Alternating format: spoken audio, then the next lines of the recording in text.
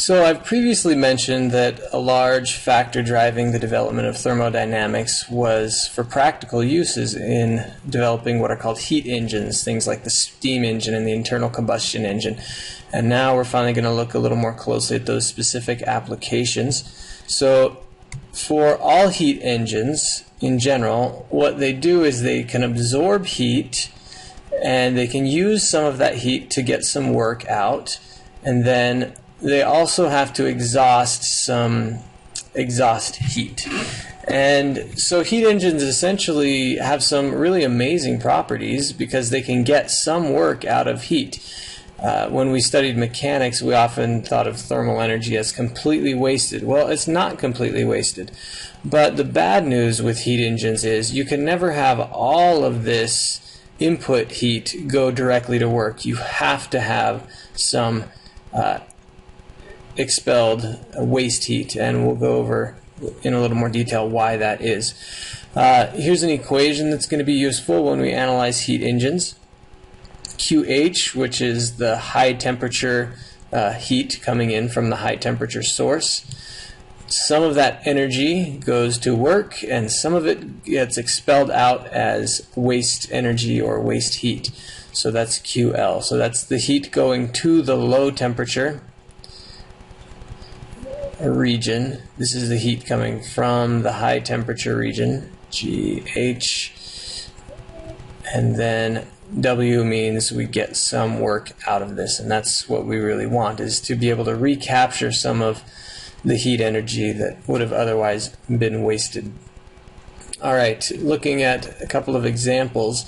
Steam engines are an example of a heat engine, and here's kind of a basic breakdown of how they work. You start with some water, and you need a heat source here to boil the water. This could be fire, it could be coal, it could be a nuclear reaction, it could be any source of heat.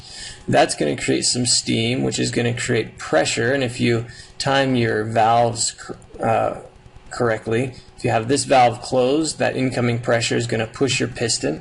Then you'll close this valve and you'll open that valve, and the piston will push that gas out, which will then go to a low temperature region, which will cause it to condense back to water.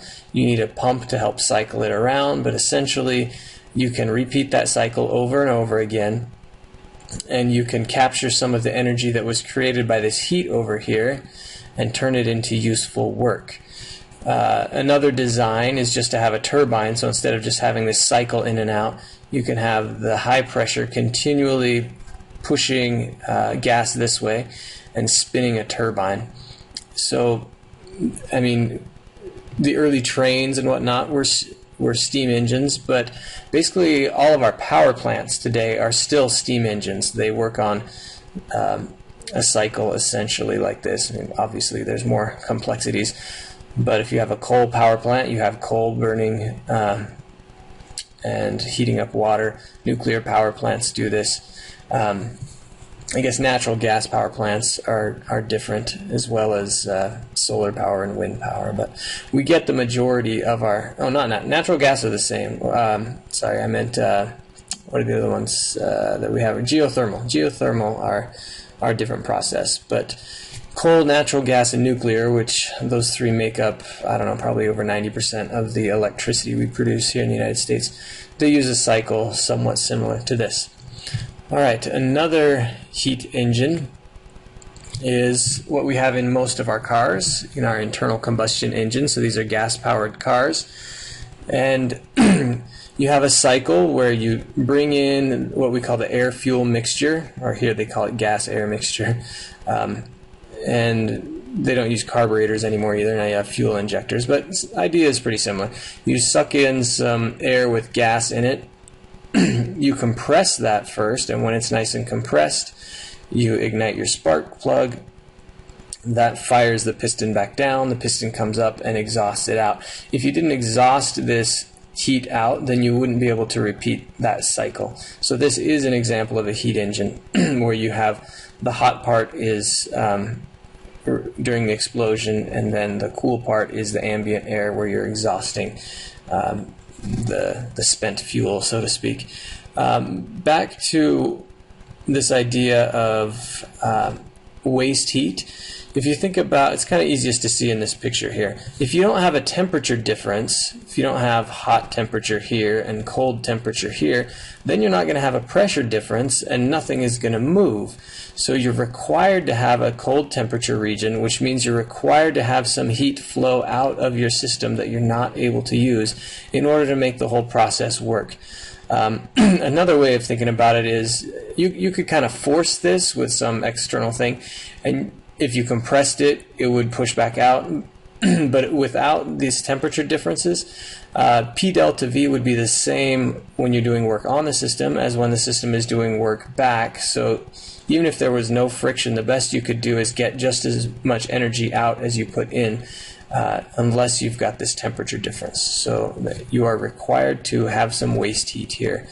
It's unfortunate, but that's how nature works. Okay, so if we're going to analyze these engines for how efficient they are, they tend to not be very efficient, but just think that this heat energy here would be completely wasted otherwise. So the fact that we can capture any of this energy at all and get some useful work out of it is good. So in general, efficiency is the benefit you get out divided by the cost it took to run the system, or the output divided by the input. So that's just kind of a generic definition of efficiency. If we apply that to this situation, the benefit we get out is the work done, and the cost is the energy that we have to put in, which is the heat flowing in from the high temperature region. So we don't really consider the QL as the cost. Now granted, it could have some environmental costs if you're heating up a river or something like that. But it doesn't have to have an environmental cost, I guess, if you can dispose of this heat safely in some way. But if, when they were first identifying engines, the fact that your engine got hot and blows some heat off into the air wasn't really a big consideration. Even when you're driving your car, you talk about the energy you have to put in, which is the gas, and then the work, which is driving the car around, is what you get out. You don't really worry about the fact that your radiator is giving off some heat. It's typically not a concern. So work over energy flowing in from the hot region is our basic equation, and then the rest of these equations just come from substituting in. So here was our equation that we saw earlier, essentially conservation of energy. Energy in goes to work and to waste heat out. So if I rearrange this guy and solve for W, I'm going to have QH minus QL. And so if we plug that guy in for W here, then we've got QH minus QL in the numerator. And then if I separate this out, so I've got QH over QH, that goes to 1, and then I've got QL over QH over here. So you might use it in any of these forms, and you can get other permutations as well. Like you could substitute in for QH, W over QL, or W plus QL. So anyway, depending on what information you're given to start the problem, you can choose a different one of these to most efficiently solve the problem. Or you can just solve for the other values and plug into this one every time if you like. It doesn't really matter. Okay, so there's efficiency. Now, there was this French scientist. His name was Carnot. Don't pronounce the T. His name was Sadi Carnot. And he started thinking about, well, how efficient could an engine possibly be? And he came up with what is now known as the Carnot Cycle. This was never meant to be a real engine or a practical way of getting energy out of heat, but it was meant to give us kind of a theoretical maximum efficiency. So the Carnot Cycle gives us the maximum efficiency. And it consists of a four-process cycle.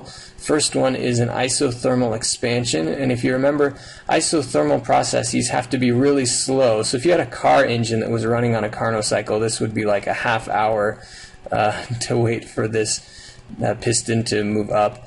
Then you have an adiabatic expansion, and that gets you down to a lower temperature, which is what you want.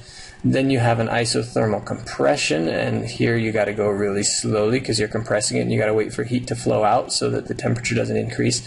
And then you have an adiabatic compression to get back where you started. If you want an engine, you have to cycle around to where you started. Otherwise, you use the engine once and you're done with it. So you need cyclical processes.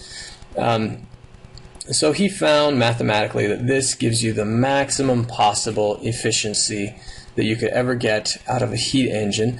And the equation for efficiency that he was able to derive from that looks really similar to our efficiency equation before, except for before these were all Q's here. It was QH and QL and QH there. And he was able to show that the maximum possible efficiency can be defined just in terms of the temperatures.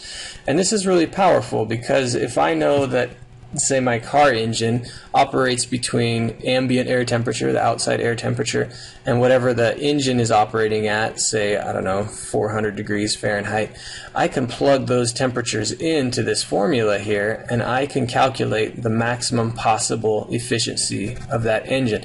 It's typically well below 100% efficient. And this is assuming there's absolutely no frictional losses whatsoever. Only heat flowing in and out, and you're using every bit that you possibly could. Heat engines tend to be not very efficient at all. Internal combustion engines in our gas-powered cars, they tend to be about 25% efficient, which is not too great. But gasoline tends to be a really dense energy source. So essentially we have really dense energy storage and then really poor conversion of that energy into work, which is the motion of the car. This is a reason why electric cars have some advantages. Electric cars are not heat engines, so they don't have the same restrictions that we've been talking about. Electric cars tend to convert upwards of 90% of the energy in the battery to motion of the car, so a whole lot more efficient. Now, granted, this electricity has to come from somewhere, and as I mentioned earlier, most of our power plants are heat engines. They tend to be more efficient than internal combustion engines in gas cars with the, what do they call, the combined heat and power processes, where they kind of have several plants linked where the exhaust heat from one is used as the input heat for the other. They're pushing upwards of 50% efficiency, so still a better system, but we've got a lot of work to do. Okay, see ya in the problem solving section.